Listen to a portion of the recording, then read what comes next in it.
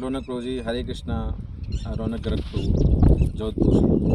प्रभु जी, आज आपका थोड़ा सा सहायता चाहिए, और सहायता इसलिए चाहिए कि मैं इस्कॉन रामपुरा की ज़मीन पे हूँ। बोर्ड दिखाइए प्रभु जी, ये इस्कॉन रामपुरा का बोर्ड है। इस्कॉन रामपुरा की ये ज़मीन है जो 15 साल का हमारा सपना था। 4 साल पहले ये ज़मीन का हो रहा था, तो 4 साल लगे इस ज़मीन को कवर करने में। अभी इस्कॉन रामपुरा के पूरी तरह से नाम कर दिया गया है।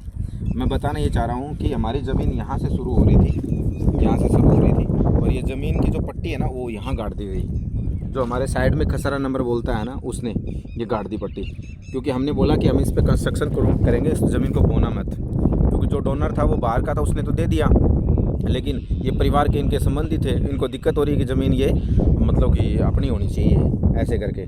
तो यह है क्या कि जी देखो, आप लोकेशन देखो ज़मीन की। ये तो डबल रोड जाता है, अभी पास हुआ है। वो अंडर ब्रिज है, यहाँ से मतलब रेलवे स्टेशन है, रेलवे स्टेशन मतलब पटरियाँ हैं, और एकदम पास में ही है सारा कुछ, सब कुछ है ना। और इसके इर्द गिर्द में कम से कम 15 गांव लगते हैं। ये गांव बहुत अच्छी लोकेशन पे है, और उस साइड में रामपुरा है, उस साइड में रामपुरा है, और रामपुरा यहाँ से 1.5 किलोमीटर दूर है। ये और देखो, ये ज़मीन जब ये इस साइड में आ रही थी तो इस जाटी के एकदम पास से जा रही थी, मतलब 1 फीट दूर।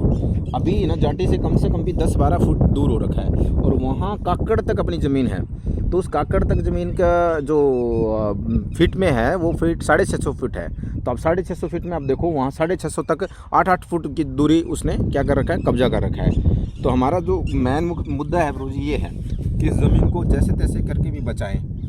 अगर इस ज़मीन को नहीं बचाएंगे तो ये कब्जा कर लेंगे लोग, है ना, कब्जा कर लेंगे। जो प्रभुपाद की ज़मीन, हम अपनी ज़मीन के लिए दुनिया मर जाती है, लड़ जाती है, लेकिन प्रभुपाद की ज़मीन के लिए हम करें ना, तो वो 24 पीढ़ियों का उद्धार होता है, ऐसा बताया जाता है। हाँ, और अगर यहाँ भगवान का मंदिर बनाया जाता है, अब ज़मीन की रक्षा के या भगवान के लिए ज़मीन के लिए कुछ किया जाता है, तो वो बताया जाता है कि उसको भगवान गोलोक वृंदावन में महल बना के देते हैं, या फिर उनकी व्यवस्था करते हैं, ऐसा शास्त्रों में वर्णन आता है। तो रौनक प्रभु जी, ये आपके पास बड़ा अवसर है, मेरे मुख से ये चीज़ निकल रही है, तो ज़रूर भगवान कहीं ना कहीं से